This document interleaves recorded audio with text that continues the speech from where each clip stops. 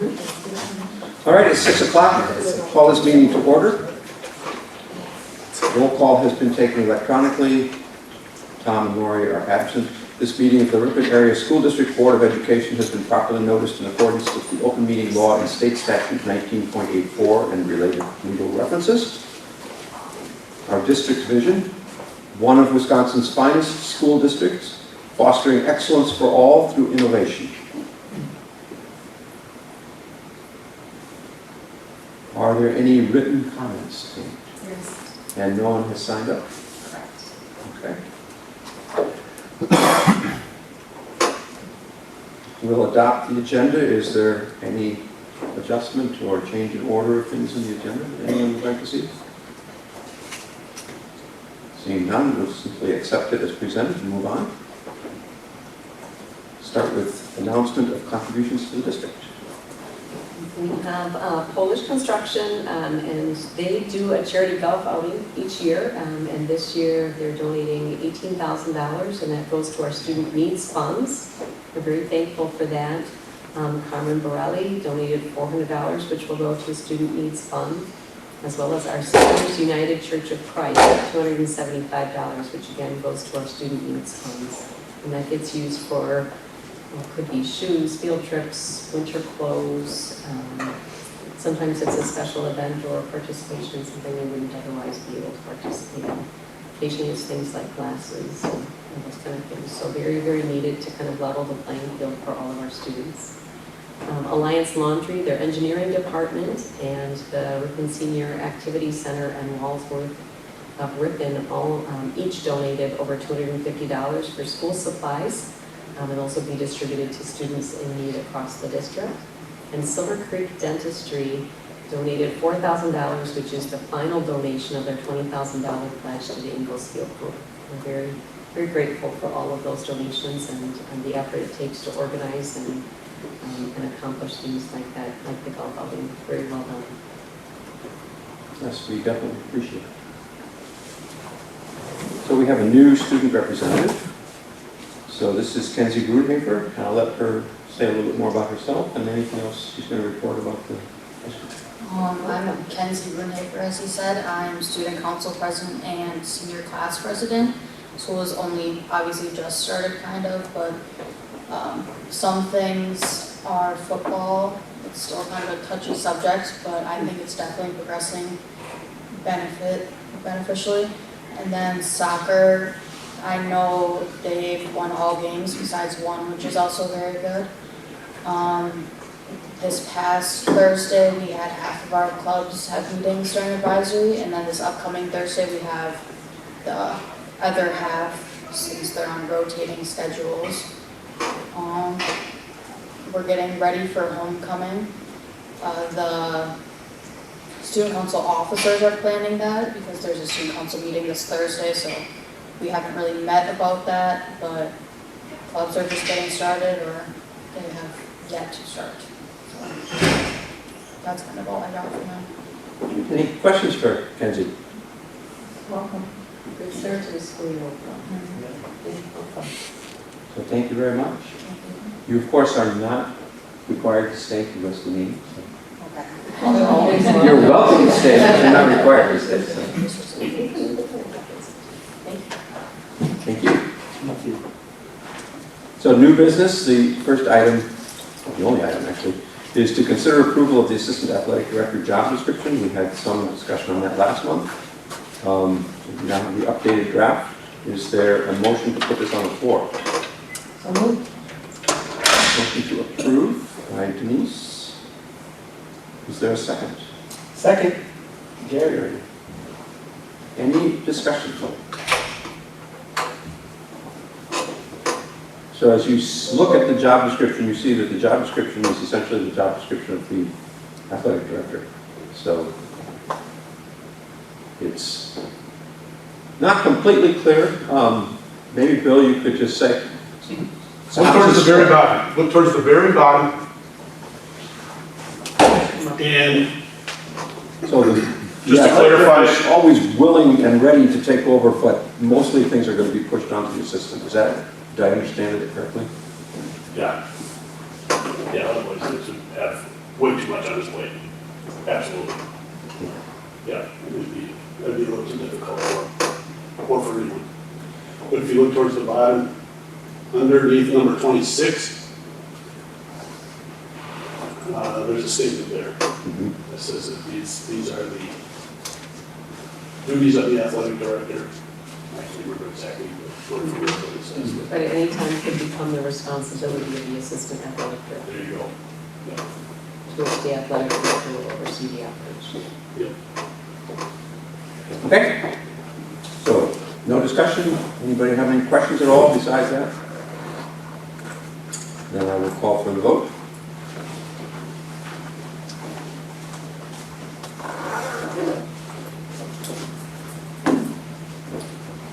And the vote is unanimous of those present.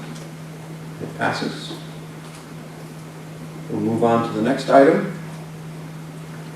This is to consider approval of special education and school psychologist overloads. Is there a motion to put this on the floor?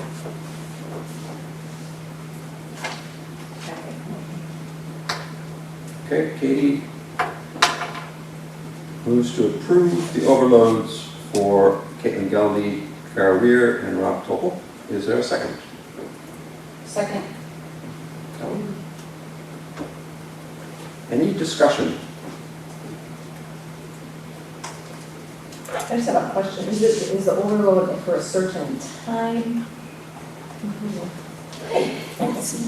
Is it like so many hours a week kind of thing? Or? Not necessarily. Okay. We haven't equated it quite to time as much as duties Okay. necessarily.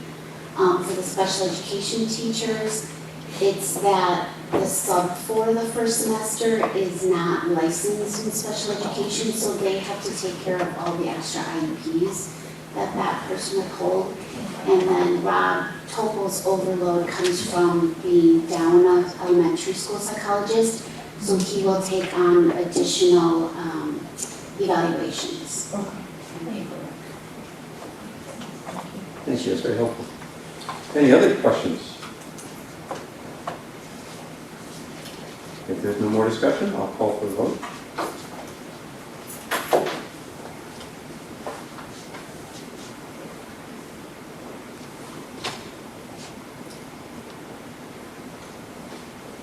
And again, that passes unanimously. We have the consent agenda. Is there any item that anyone wants removed from the consent agenda? If not, I'll take a motion to approve the consent agenda as presented. So moved. Second. Motion by Kelly, second by Gary. I think it was Betsy. Oh, I'm sorry, was that Betsy? I'm sorry. Second by Gary, and you may vote.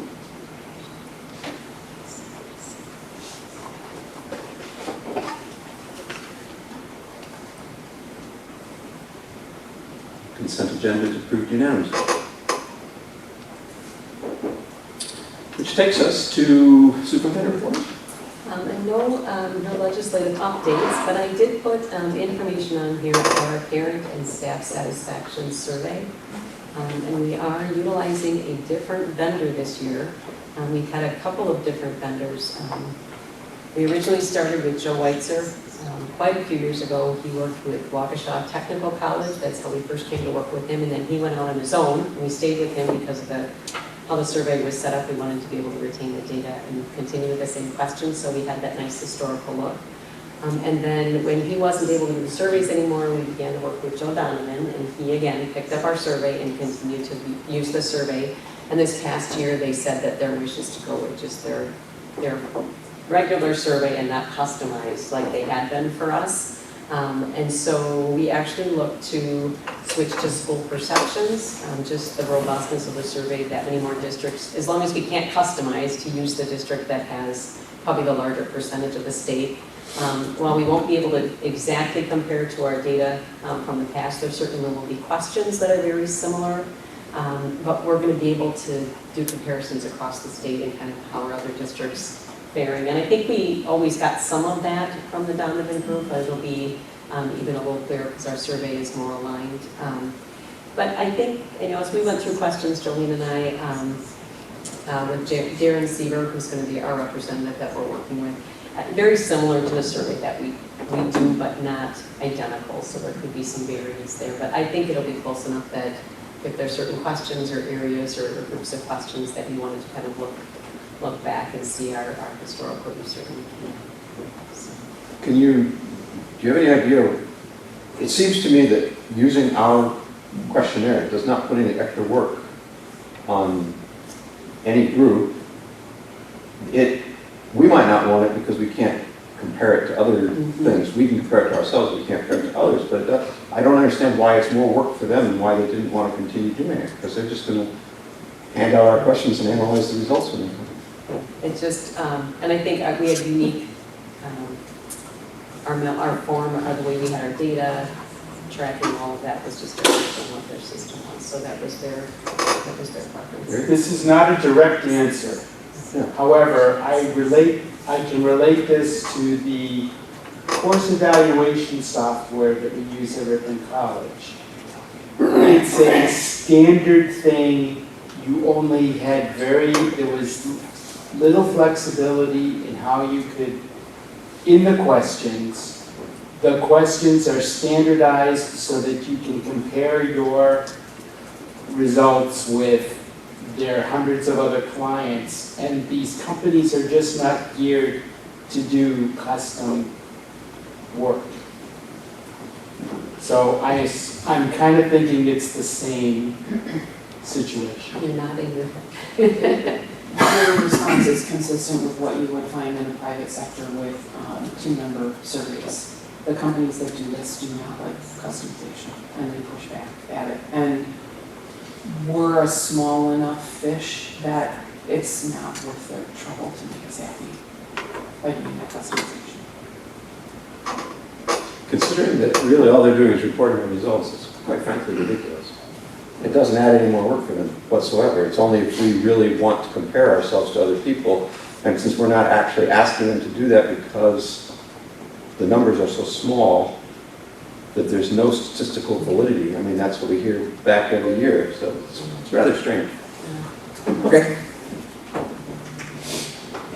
So I just put information on there if you have any questions. We also, we're looking to move the timeline up a little bit. We usually were bumping up against that November, December timeline, and felt if we moved it up a little bit earlier, we just kind of asked what was if they would make any suggestions or any changes.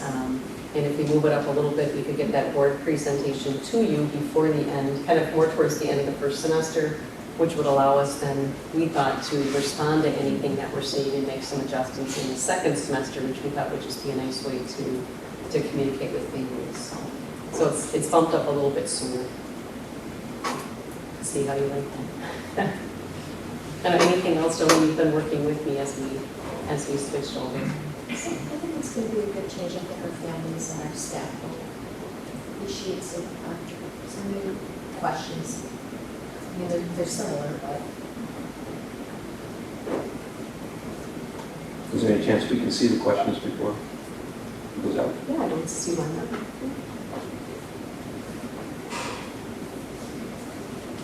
All right, we'll move on. Curriculum department highlights for September.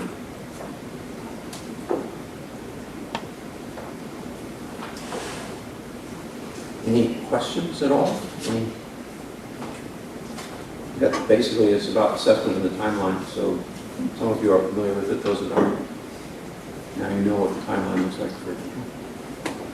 I'm going to come up here just because you're right, the next two items that are on there are actually regarding the assessment timeline and actually, which are on my highlights. Christy, I just had a curiosity question for you. So I'm really interested in the responsive classroom and developmental designs trainings. How did the staff respond to that? How did you feel like that went? I thought the training was excellent. Amy actually would probably be the best one to speak to that because she arranged all of that. But what I can say is just as we walk around and visit classrooms at the start of the school year, the whole culture and vibe has just been phenomenal with the practices being put into place. There's just this great sense of calm and The teachers are all in it. I would say all the way from 4K up through 12th grade, which is really exciting. I'm not sure in terms of student reception, I don't see that as much. And we're so new to the school year still, so we're still working on that, but we had several seasoned educators say this is the best training. I mean, there's a reason you get what you pay for, so they said this is the best training that they've ever attended. We have several people asking if they can do the part 2 of that, so I said send me some right more again. Probably one of the nicest things to come out of it, at least for us as an administrative team, it's helped us frame feedback that we give to staff. We were able to create a list of look-fors for each building. So when we walk into each classroom, their principals already pre-established with them, these are the things I'm looking for, and it's all based on the responsive classroom developmental science training. So it's been a really nice way for us to give feedback too. I know Bill just did some walkthroughs, is doing some walkthroughs this week, and was able to be very transparent with staff. This is exactly what I'm looking for when I come in. And so lots of really good feedback. We tend to see, at the elementary level, we do more trainings at the elementary level for staff just because more exist. So this was really exciting to also be able to include middle and high school staff, and the reception of those staff members has been incredible.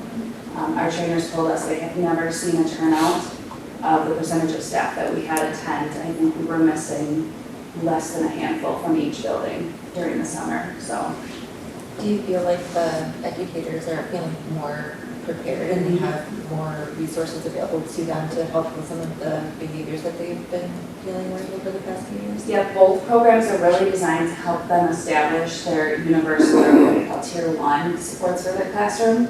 So when you're all speaking that same foundational language, I stepped in the classroom today and it was really fun to walk in and I knew exactly, I know all the language you all have. And so that's been really nice to help us establish that foundation of our universal supports for students. That was that grant that we received, Yeah. based on the. Yeah, that was a federal grant. Yes. I just want to make I made this comment to Mary, I was going to make it in public, so you guys as well. So we have had so much turnover in administrators and in teachers over the last 12 years, 12 to 15 years. And something that I have suspected has gone by the board is we have a homework policy, basically, which says, especially at the elementary age, is that there is no evidence that says homework does anything in terms of it. And my understanding is that that's exactly what they said in the training, and I'm hoping that's going to get emphasized by the school district, that we do have a policy that says you don't give homework unless you have a really good reason for giving homework. It is not an automatic expectation, and in fact, the research doesn't show that it does any good. And so I thought it was very interesting that that came out, at least I was told it came out in the trainings. Yeah, each of our trainers did address some of those specifics. We always talk about, why is the name escaping me? It's not Patty's work, is that what it is? And kind of what those, what are the things that we see give the most bang for your buck, the most impact? And homework has always been a long debated topic. And our staff are great because we still want to encourage things like reading, especially with everything coming back to me. It's so important. So finding those ways to still encourage your families to be involved with their child's education without making their evenings look even more chaotic than what to do. Are there any changes in the safety protocols that we have discussed? Is there anything In new? terms of, Is there anything new in the approach to safety training? we are actually going to be addressing that tomorrow with our staff. Nothing really major has come out of it. We still use the I Love You Guys videos for training with our staff. And we're going to just be touching briefly with our new staff on reunification and some of those things to just give them kind of that soft launch. They've all practiced all of these things in our back to school drills and things like that too, but this will just be an opportunity to provide a little bit more in depth for our new staff. But And the reunification is the same that you've worked on? Absolutely. Yeah. Okay, thank you. Any other comments or questions from anybody?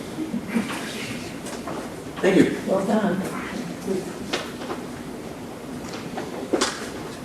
And that takes us to the Act 20 Teaching and Learning Reports, the law updates. Yes. So, We have just a couple of updates, and I'd like to invite Jill Coleman-Becker, our district reading specialist, to come on up as well. Some of the updates actually go along also with the assessment timeline that's presented in there. I think the biggest thing to highlight with the Act 20 updates is that the required reading screener for grades 4K through 3 has finally been identified. And the company that has been selected is Ames Web Plus. Unfortunately, it is not a company that we as a district have really used, so it's going to present another learning curve for us. But we have been immersed in lots of training regarding it. In fact, we have a training on, is it Wednesday? Yeah. Regarding this, along with Jesse and Sean and Sam and Tammy Fox, just to learn a little bit more. We as a district feel very strongly that we do want to provide kind of that trial run for our students before the actual required date coming up in December and January comes upon us. We just really want to make sure that we are fully prepared and that even our interventionists who will be administering the screener really feel comfortable in how that assessment looks. The assessment itself is kind of a combination of, there are things that are done on paper, but everything does get entered into an online portal, which then does all of the data mining for us and basically helps identify the students that would be flagged for being under that 25th percentile range. So that is coming up. Like I said, we have training for that on Wednesday, and then we actually hope to begin the screening, we're hoping next week, right? That's kind of our timeline. We're in the process, I'll be working with Travis and Brandon to get our students rostered into the portal, which is another big piece because they're not in there yet. So that will need to happen here quickly. So the timelines are fast and furious right now, but it's going well. There is a presentation. Jolene, if you can just pull that up. Are you able to do that in our? Chrissy, while she's doing that, Yes. is this new, I was reading about it a little bit, but is this something that's been normed nationally? It is. Okay, so other districts have used it for a while, so we kind of, but that's what our state selected. And they will be using it, and that's what will be compared against, yeah. That's encouraging. Did we have to pay for that? No, because it is state mandated, just like Wisconsin, where the state will actually be paying for it. If we were to use some of the other progress monitoring features and things like that that are built into it, that is an additional cost. However, Ames Web Plus does provide progress monitoring within it that is free of charge, portions of it, for literacy. But if we were to add on progress monitoring for math, then we would have to pay for that. So currently, no, there is no cost. The other good news is that, and we'll talk a little bit about this, in addition to the required screener, the diagnostics that have to be used for students who are identified in that bottom 25th percentile, one of the recommended diagnostics selected from the state is iReady. So there are components in iReady that we also might be able to administer, and that is something that the district has used for many years. So we're familiar with that, which we're excited about.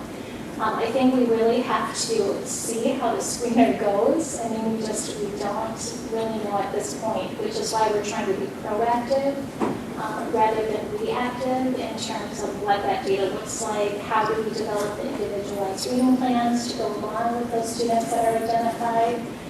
Those are all pieces that we would have an opportunity to really practice yet this fall before it goes into place in January. So, thank you, Jolene, for pulling that out. We'll just kind of breeze through this really quickly. We've shared often the definition of the science of life instruction. These are all requirements that are built into the Act 20 literacy law. This should look really familiar to all of you. If we can go to the next one. This one just really outlines the key components of that early literacy screener. Again, the screener itself is intended for students in 4K through grade 3. In 4K, the screener has to be administered twice. And initially, we had thought that the screener was going to be administered mid-year and end of year. And we recently found out that for 4K, they have to be assessed at the beginning of the year, which you can imagine the challenges that may present. The screener, or not the screener, the diagnostic does not have to be given to any student that may, any 4K student that falls into that bottom 25th. However, it would be an opportunity to monitor our 4K students before the end of the school year. We have some concerns, as you can imagine, trying to assess 4Kers who, for many, that's their very first experience within the first couple of weeks of school. So we will see how that goes. For all of the other grades, it will be 3 times a year, but because the assessment is being rolled out so late this coming school year, it will really only be January, and then again in May is when that will happen. Feel free, Jill, to jump in. I know we're just kind of highlighting some things. Sure. Yeah, so after students are assessed, any child that scores below that 25th percentile, then the screener just really gives you a very brief, like, oh, this is a child who might have some difficulties.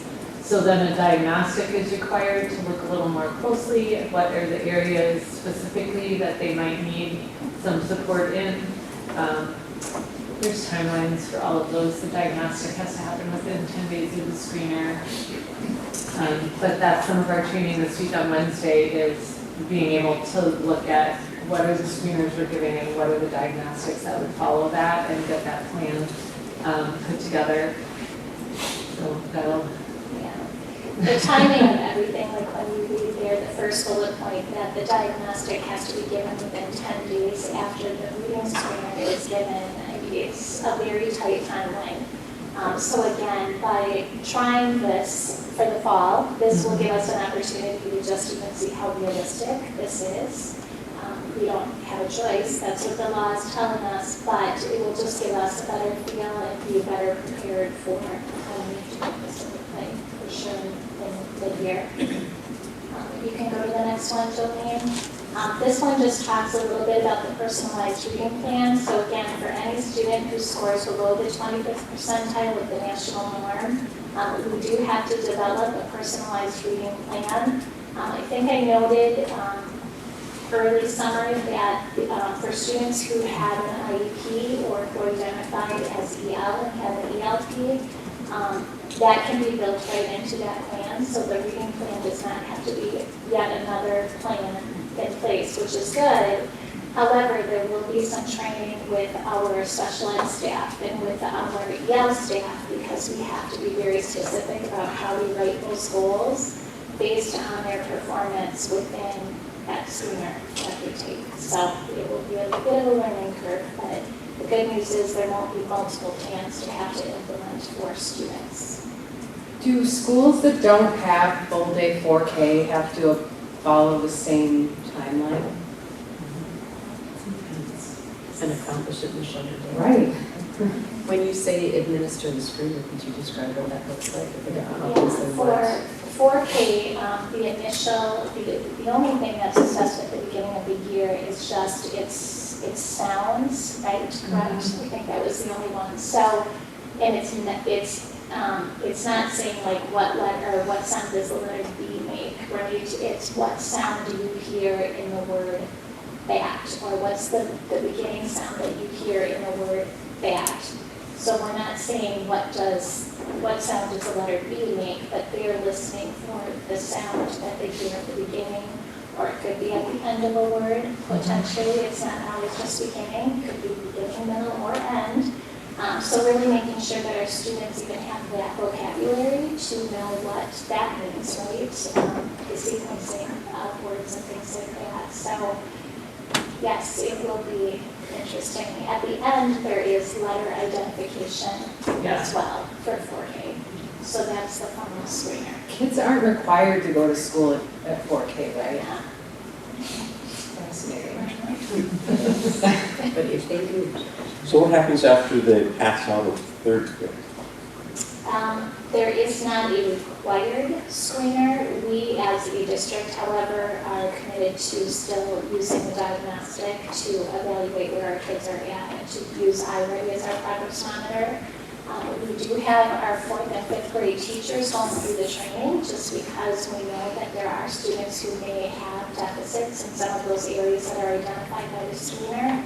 And that's an opportunity for them to then support their students who may have some of those. So iReady really could have been a pre-screener and I mean, it sounds, or is the pre-screener just a shorter?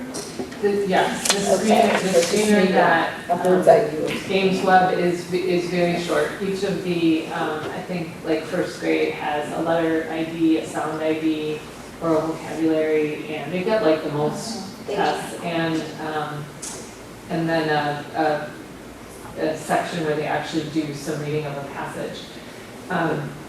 All of those are only about a minute. Oh. So they're designed to go really quickly, and through the study and norming and all the work they've done to develop the screener, they're designed so that you can go really fast, and then it just gives you a quick like, yep, this is a student that might be flagged for difficulties later, or nope, this student is in an area where they should be just fine. So predictive.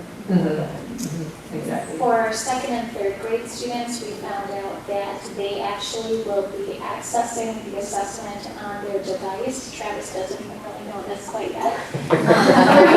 We'll figure it out.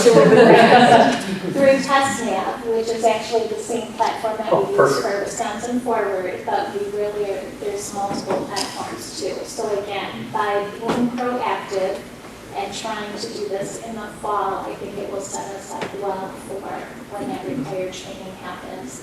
I feel that we have a really good plan in utilizing our interventionists from both schools to really be able to bring a class into a common location, the media center, be able to get through students. You know, you have potentially 8 people who are doing the interventionist, so we could get through a class within 30 minutes based on how much time it takes. So it essentially is kind of like hearing a vision screening. But I think that plan should work well for us. Any other questions? There's one more slide.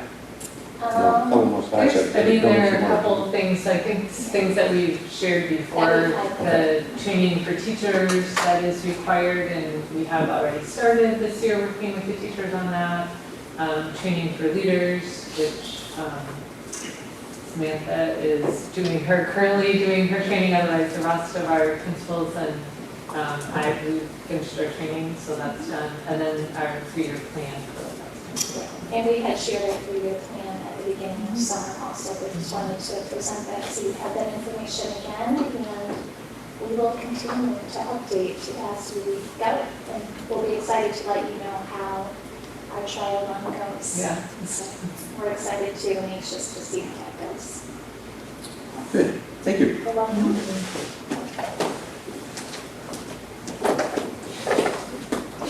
So business-related reports, the general fund interim budget report. Any questions or comments for Jonah?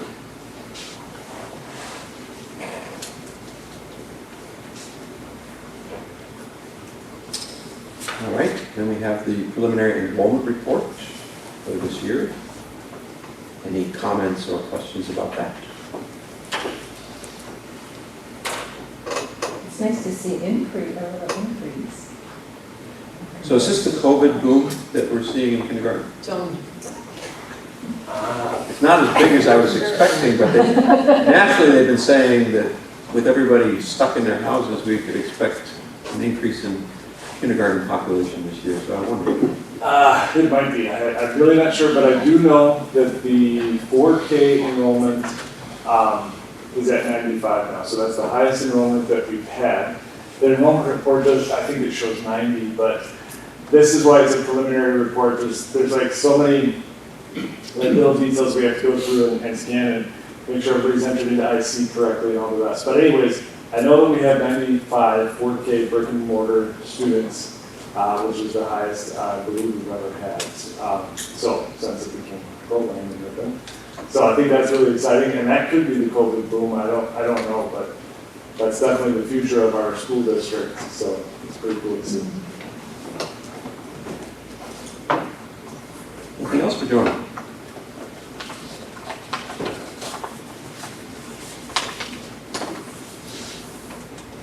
All right. Thank you. Board highlights. So we have all the schools. Anything anybody wants to comment on the school highlights, reports?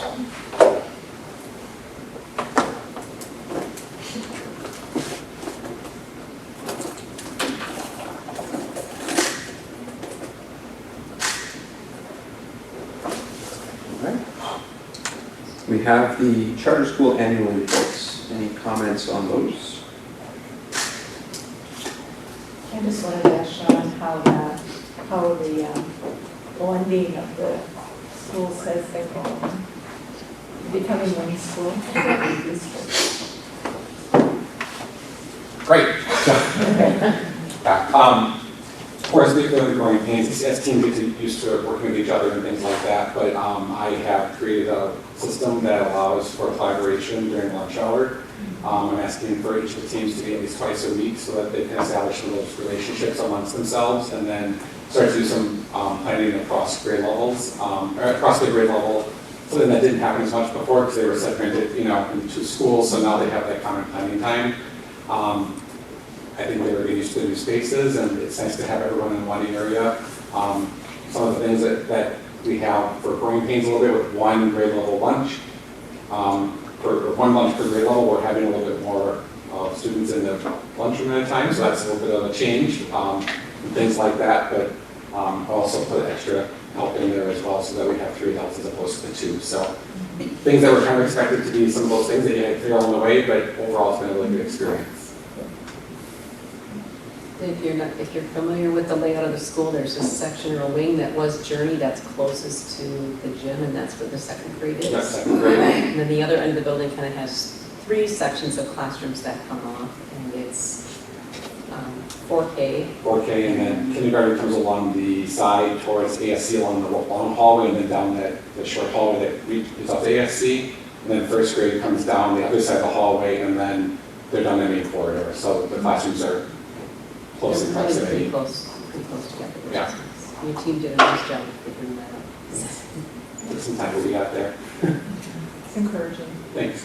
Thank you. Yeah. Anything else?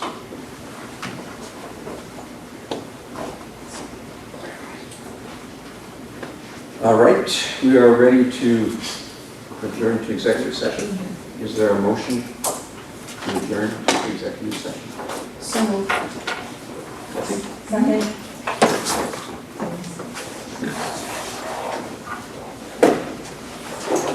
Vote.